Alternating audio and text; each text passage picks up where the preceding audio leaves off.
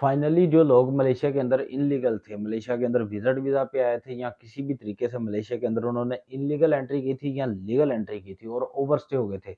और या फिर मलेशिया के अंदर ऑलरेडी उनके पास वर्क परमिट थे जो एक्सपायर हो गए या रिन्यू नहीं कर सके या रिन्यू नहीं हुए या एजेंट ने धोखा दे दिया। जो भी मामला था ना, आप मलेशिया के अंदर जो भी इल्लीगल थे या ओवरस्टे हो गए थे, उन लोगों के लिए गवर्नमेंट ऑफ मलेशिया ने अनाउंसमेंट कर दी है कि जी 1 मार्च 1 मार्च 2024 से ये मलेशिया गवर्नमेंट आपको ओड पास प्रोवाइड करेगी। आपने स्पेशल पास से जाते थे, स्पेशल पास और ओड पास में थोड़ा डिफरेंट होता है। ओड पास जो सस्ता होता है उसमें ये है सिर्फ़ 500 रिंगिट उसका जुर्माना होगा या उसकी फीस होगी या उसका फाइन होगा।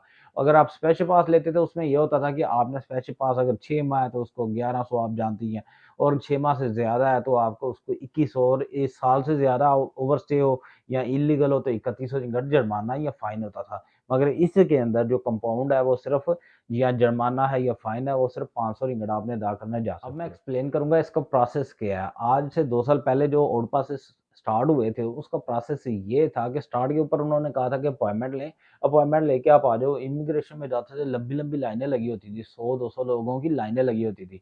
वहाँ पे आपने लाइन में खड़ा होना है, जब आपकी बारी आती है, आपने अपॉइंटमेंट ली हुई थी, साथ आपने डिमी टिकट लेके जानी होती थी वहाँ पे और साथ आपने वो अपने पासपोर्ट की जो भी डॉक्यूमेंटेशन जो लेके जानी है, पासपोर्ट है या व्हाइट पासपोर्ट है या जो भी आपके पास ट्रैवल डॉक्यूमेंट है, वो आपने साथ लेके जाना था। इतनी ही चीज़ें थी बस और आपने वहाँ पे सबमिट करवानी थी अपॉइंटमेंट के साथ आपको टोकन मिल जाता था कि आप इस लाइन में खड़े हो जाइए इस एक काउंटर के ऊपर। जब आपकी बारी आती थी, आप अपने डॉक्यूमेंट्स देते थे, आपके फिंगर-शिंगर ले लिया करते थे और आपके डॉक्यूमेंट्स ले लिया करते थे, सबमिट करते थे। आपको कहते थे कि आपको कॉल करेंगे 3 से 4 दिनों के अंदर, बाद 2 दिनों के अंदर 3 से 4 दिन के अंदर कॉल आ जाती थी, भई आके अपना आउट पास या जो भी डॉक्यूमेंट है रिसीव कर लो जाने के लिए। जिस दिन बंदा अपने डॉक्यूमेंट कलेक्ट करने जाता था, उस दिन साथ उसको फीस अदा करता था 500 रिंगिट इमिग्रेशन ऑफ मलेशिया को। उसके बाद वो डॉक्यूमेंट वो उनको ओड पास मिल जाता था। मैं यहाँ पे एक और बात क्लियर कर दूँ, जिस दिन आपके डॉक्यूमेंट सबमिट हो गए ओड पास के लिए, उस दिन आपको टेंशन लेने की ज़रूरत नहीं है।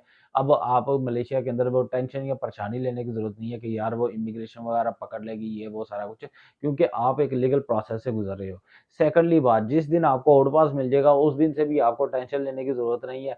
क्योंकि अब आप लीगल हो गए हो मलेशिया के अंदर, आपको जाने की परमिशन मिल चुकी हुई है। थर्ड यहाँ पे एक और बात मैं क्लियर कर दूँ कि जो लोग जाते थे ओड पास के ज़रिए, उनको 5 साल के लिए या पूरी ज़िंदगी के लिए ब्लैक लिस्ट किया जाता था, यानी कि वो दोबारा मलेशिया नहीं आ सकते। 5 साल वाले 5 साल गुज़ार के फिर आ सकते हैं, फिर दोबारा वीज़ा अप्लाई कर सकते हैं और गवर्नमेंट ऑफ मलेशिया की मर्ज़ी है, उनको एंट्री देती है कि नहीं। और जिन लोगों को फॉर लाइफ ब्लैक लिस्ट किया जाता था, वो पूरी ज़िंदगी के लिए मलेशिया एंटर नहीं हो सकते, किसी भी सोर्स या किसी भी तरीके से या किसी भी चेक पॉइंट या एयरपोर्ट से वो दाखिल नहीं हो सकते। अब जो बात आ जाती है फीस अदा करने की स्टार्ट के ऊपर, जैसे मैंने बताया कि जो इमिग्रेशन लोग जाते थे वहाँ पे फीस 500 रिंगिट कैश भी अदा करते थे, मगर फिर इन्होंने अपना निज़ाम तब्दील कर दिया। इन्होंने कहा कि जी आप कार्ड से पे करें, ऑनलाइन पे करें, टच एंड गो ट्रेन का एक कार्ड होता है वो इस्तेमाल कर लें, मर्चेंट ट्रेड का कार्ड होता है वो इस्तेमाल कर लें, इंस्टा पे का कार्ड होता है वो इस्तेमाल कर लें। मैं आपको पहले भी बताया था कि ये जो इंस्टा पे है वो आपका वीज़ा है, नहीं है, आप ओपन कर सकते हो। मर्चेंट ट्रेड का आप अकाउंट ओपन कर सकते हो, 2 दिन के अंदर आपको कार्ड भी मिल जाता है, बनाने का तरीका भी मैंने अपनी वेबसाइट के यूट्यूब के अंदर बताया हुआ कि जी इसका तरीकाकार क्या है, ये कार्ड किस तरह बनाना है आपने।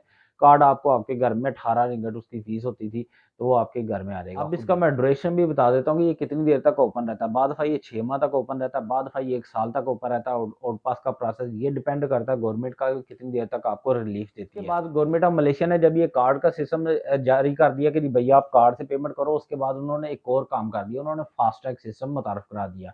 उसमें ये होता था कि आप एयरपोर्ट के ऊपर जाओ, वहीं पे जाके आपने लाइन में खड़े होना है, आपने डॉक्यूमेंट सारे वहाँ पे लेके जाने हैं, ओरिजिनल टिकट, रिटर्न टिकट लेके जानी है एयरपोर्ट के ऊपर और आपने अपना फाइन अदा करना है कार्ड के ज़रिए और आप अपना डॉक्यूमेंट जो भी है, पासपोर्ट वगैरह जो भी आपके पास है, वो आप वहाँ पे अदा करो। दो उनको डॉक्यूमेंट्स और पैसे अदा करो और आप जा सकते हो। सिंपल सा उन्होंने तरीकाकार कर दिया था, फिंगर-शिंगर लगा के ब्लैक लिस्ट वहीं से करके भेज देते थे।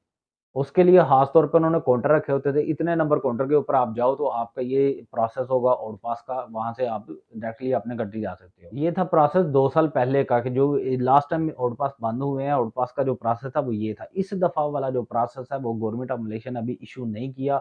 बाकी सारी बातें क़ब्ल ज़-वक़्त होंगी कि ये फ़ाइन इस तरह अदा करना है, ये अपॉइंटमेंट इस तरह लेनी है, अपॉइंटमेंट लेनी है, नहीं लेनी, एयरपोर्ट पे ही जाना है, एयरपोर्ट पे नहीं जाना। या इमिग्रेशन ऑफिस जाना है, ये सारी डॉक्यूमेंटेशन कैसे करनी है, ये सारा mechanism government of Malaysia issue करेगी, उसी के ऊपर चल के सारे अपने अपने आपको आउट पास लगवाने के अहल होंगे। जैसे ही अपडेट्स आएंगे मैं भी आपको अपडेट्स भी करूंगा, आपको बताऊंगा भी कि अपॉइंटमेंट किस तरह लेनी है, अगर अपॉइंटमेंट का सिलसिला हुआ या जाने का क्या सिलसिला है, मैं आपको सारी इन्फॉर्मेशन दूंगा। मेरे साथ कनेक्टेड रहिएगा, अपडेट रहने के लिए मुझे फॉलो कीजिएगा, सब्सक्राइब कीजिएगा, मेरे यूट्यूब चैनल को दोस्तों के साथ शेयर भी कीजिएगा। अपना बहुत सारा ख्याल रखिएगा, और टिकटॉक वाले भाई भी, जो मेरे टिकटॉक का अकाउंट है इसके अंदर मेरा ऑलरेडी यूट्यूब का लिंक है, यूट्यूब चैनल का, उसको क्लिक कीजिएगा। टिकटॉक के ऊपर भी फॉलो कीजिएगा, यूट्यूब के ऊपर भी मुझे सब्सक्राइब कीजिएगा। अपना ख्याल रखिएगा, दुआ में याद रखिएगा, सेफ रहें, खुश रहें, रब रखा।